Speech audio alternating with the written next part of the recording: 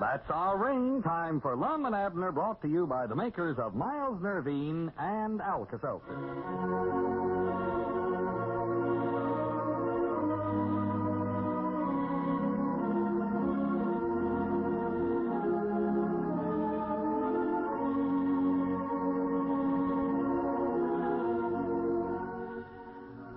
Yesterday, Lum and Abner finally hit upon what seems to them a sure way to get Miss Hartford, their general manager, to fall in love and get married, and then resign her job.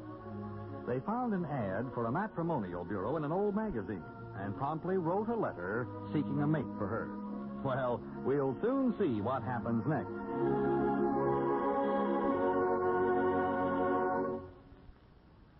You know, folks, the other day I met an old friend of mine I hadn't seen for years. We were in World War I together. He told me his son was due home any day from overseas, and he made me remember just how it will seem to that boy when he gets back and hears people talking about how tough it's been on the home front. He'll hear about shortages of this and shortages of that. Now, that was the kind of thing we heard after the last war, and believe me, it made us plenty mad. Just as it will any fellow who's returning this time, because he's seen war and he knows. So when you're tempted to grumble about what you've sacrificed, just compare your life at home with life in a foxhole or under fire anywhere, and you'll stop complaining. Just be sure to welcome home our returning fighting men with understanding. Don't rub them the wrong way. And now, let's see what's going on down in Pine Ridge. Well, as we look in on the little community today, we find the old fellows in their newly painted Jot-'em-Down stores. Lum has just returned from the post office. Well, are you sure you look good over at the post office now, Lum, or did you just stand over and talk to Dick Huddleston a while and come on back? Of course I look good, but we couldn't get no letter from the matrimonial bureau no ways. We just wrote them yesterday. In that advertisement, they said prompt reply, P-O-M-P reply. Well, they couldn't be this prompt, though. I doubt if they've even got our letter yet. Well, I wish they'd hurry up and get it so as we can get Miss Hartford married off and out of this store here. Well, of course, now, it ain't going to be that easy, Abner. Even though we do get a hearing from the matrimonial outfit, we've still got to talk Miss Hartford into the idea of getting married.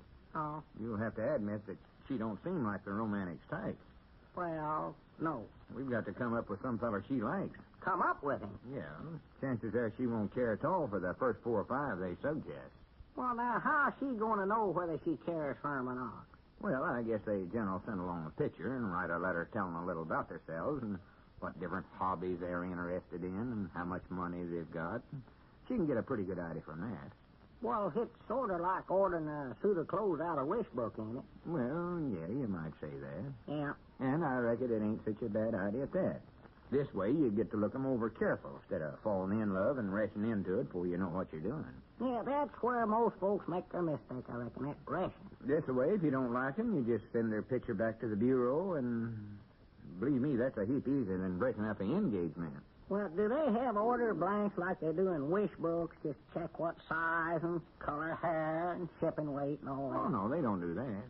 Watch out, Abner. You're going to lean up against that fresh paint there. Oh, Dad, blame it all. I keep forgetting about that. Look at my suit here. Looks like a convict's. Elizabeth's going to skin me alive for that. Well, you ought to watch what you're doing. Well, you ought to tell me sooner. You never do say watch out till I'm done leaning again it, and then you holler, watch out. No, it ain't no use to holler then. Well, I'm having enough trouble looking out for myself. Just look at that. But maybe this will get you over that habit of leaning up against everything in the store. Lum, how can I watch what I'm doing when my eyes are burning so bad I can't hardly see nothing? Look there. Yeah, that paint is hard on a feller's eyes. Unless it's that smoke out of your pipe. My goodness. Put that thing out, Abner, for pity's sake. It ain't that. It's this paint. That's what it is. I don't know what Miss Hartford wanted this place painted for no ways. Doggies, they painted over all kinds of figures I had on the wall. I don't know where I'm at now. I'm glad they painted over them checker scores of yours and Grandpap's. Me too. I'm even with him again. But you know, it does make it look better in here. Sorta. Yeah, sorta, I reckon. It looked all right the way it was. Though. Oh, yeah. But it does look pretty good painted up this way. Kind of brightens it up. Well, folks has dropped in here today. They've made nice remarks about it, I'll say that. I guess Miss Hartford did have a pretty good idea there. Fairly good, anyway. Yeah, fairly. How come her to ever get that good idea, you reckon? I don't know. It beats me. And here's something else. Have you noticed how business has picked up? Got more cash on hand now and everything. Yeah, I noticed that. I looked in the cash store back there this morning. There's money in there, all right. And it's all happened since Miss Hartford's been our general manager. Yeah, that is peculiar. Shows right there the store must have been in pretty good shape after all to do so well in spite of her. Yeah, Lord, you don't reckon she could have had something to do with things getting better around here, do you? How could she? She's a woman. Oh. You know as well as I do that women folks just ain't got no head for business. No, that's right. They just don't understand such things at all, you might say. I can't figure it out myself. Oh, there comes Cedric. Better warn him about the fresh paint. Oh, yeah. Hey, Cedric, watch out there. That's new paint on the inside of the door. Whereabouts? Oh, right here, you mean? Oh, my. Doggone if it ain't. I told you not to touch it. Yes, Mom. You better not hang around here, Cedric. You'll be covered from head to foot with paint in 2 minutes. Like you are, huh? Yeah, Abner's right, Cedric. You better leave. We ain't open for business no ways today. Now, if you run out of peanut butter again, well, you can get some over at Dickerson, Cedric. Well, all I come in for was to ask if you fellas had saw my autograph book. Your autograph book. Yes, Mom, I had it just about full, and I'd hate to lose it now. Oh, sure. Who all's names have you got in there, Cedric? Just mine. Yours? Well, that ain't the idea of an autograph book, Cedric. Well, that's the idea of mine.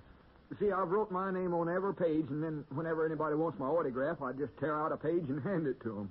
Saves me a lot of time and trouble that way. For the land sakes. I save my admirers a lot of time, too. Just hand them a page, stop waiting for them to ask for it. That's thoughty of you. See, the way I look at it, folks are a little bashful around a big football hero like me, and it's hard for them to get up enough courage to ask me. You figure they're bashful, huh? Yes, Mom. Oh. So far, not a single admirer has asked me. Oh, they're bashful. Well, that's one way of looking at it, I reckon, Cedric. You mind if I sort of look around and see if I can find it? I believe I left it in here the other day. Well, it wouldn't be here now, Cedric. We've cleaned everything out pretty good before the painters come in here. You might look out back of the store, though, Cedric. We piled a big stack of old stuff we didn't know what to do with back there the other day. It might be in there. I don't know. You better hurry, though, 'cause the junk man is going to haul all that away today. Might have done been here for all I know. Well, I'll go back there and look. Got to find that book. I owe it to my public. Yeah, sure. You know how it is with us football heroes. I reckon I do. Told that boy, he's getting worse every day. You think him being such a good football player has sort of went to his head? Well, now that you mention it, uh-oh. Yonder comes Simon Degrees. Huh? Ms. Degree, I reckon you'd say. Oh, her. Yeah. Good afternoon, Miss Hartford. Good afternoon. Been in the paint already, I see, Peabody. Yes, Mom. Well, how do you think it looks now? My suit, you mean? No, the store. Oh, store looks fine. Yeah, we were just talking about it before ever you come in. Thought it looked awful nice. Well, is an improvement. Yes, Mom. Now, sit down. We're going to have a little business meeting, so sit down. Oh, yes, Mom. Me too? Yes, both of you. Oh, thank you. You can sit on the corner of my chair here on my move over there. Now, Get out of my are you going to lap, listen to me, Admiral. boys? Silly. Well, you skidded under me there. It weren't my trouble. I just moving over a little. Whenever you're through, I'll start. Yes, I'm through. I'll sit on the floor here, doggies. Now, since I've taken over as lay general down. manager of your store, we've made a few changes. And so far, I'm quite satisfied with our progress. We've gotten the store out of the red and put it on a paying basis. We've done well with the collections and made a deal with Ezra Seastrunk to buy all the poultry and livestock we take in on bills. We've built up our stock of merchandise and, well, now we've got the store looking good. Now we're ready to begin. Begin? Yes. We're going to start giving efficient, courteous super service. That's the only way we'll be able to compete in the post-war world. So, beginning today, I'm going to hold regular classes to instruct you in the fundamentals of serving the public and modern salesmanship. You mean we're going to have to go to school? Yes, you are. I ain't going to have to wear rompers, Emma. Please. Well, We're going to have the most up-to-the-minute store in the country. Never had no beard at the time. We're going to be one jump ahead of our competitors. Now, in this store, we're going to have only the finest merchandise. Well, that's all right. That's what we need. The best of ever. All right. My stars, what's that? Hey, look at Mr. Abner. I found my old bird whistle back there. Meadowlark. Was that in that pile of junk, Cedric? Yes, Mom. Whippoorwill. You sound right smart alike, don't they? Yeah, Oh, I've missed this little old whistle. I just love it. Did you find your autograph book, Cedric? No, Mom, but I found some other dandy stuff there. Dandy stuff. Yeah, look at this. I'm going to cut this up and make an elastic bandage for my bad knee to wear when I play football. And this here I'm Wait going a to minute, Cedric. Wait a minute. Where did you get that? Mom? Why, that looks like a brand new girdle. Where did you get this? In a box back of the store. There's a whole bunch of them back there. And this here I'm going to... Whole bunch of them. Yeah, that was some old merchandise I found way back under one of the counters. Too old to be any good, and bought them before the war. You bought this stuff before the war? And this here I'm going to cut the top off of it and make a skull cap out of it. Hold my hair down. Got to look nice now that I'm a hero. Good grief, let me see that. That looks... My stars, it is. Nylon stockings. Did you find this back there, too? Yes, Mom, I'm sorry. And this... Now, wait a minute. Are there any more of these stockings back there? Well, there must be. We sold a whole lot of them back there. Oh, my goodness. We're going to have the greatest sale any store has ever had. We are. Why, we certainly are. I've done it now, Ina. This old stuff you were throwing away is priceless. Come on, Edwards, let's go and bring it back in here. Well, I'm afraid you're too late, Miss Harborwood. Hartford is the name. Yes, Mom. Well, the junk man just hauled that stuff away.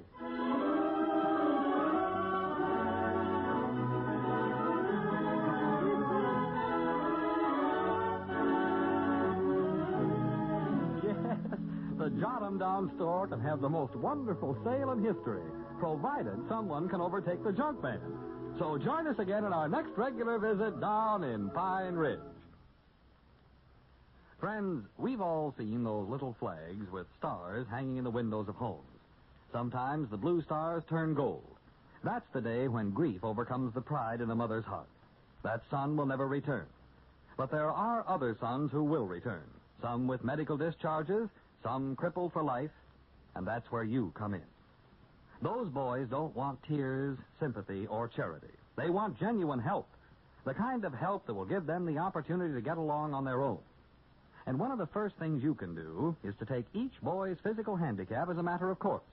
If you do that, he will develop confidence in himself and thus be able to overlook his own handicap. This attitude will be your greatest gift to him. It will mean more than riches. It will give him opportunity, because it will give him the power within himself to win through his difficulties with confidence and enthusiasm. This program was presented in cooperation with the Drug, Cosmetic, and Allied Industries by the Miles Laboratories, makers of Alka-Seltzer, Nervine, and One-A-Day brand vitamins, on behalf of the Veterans Information Program.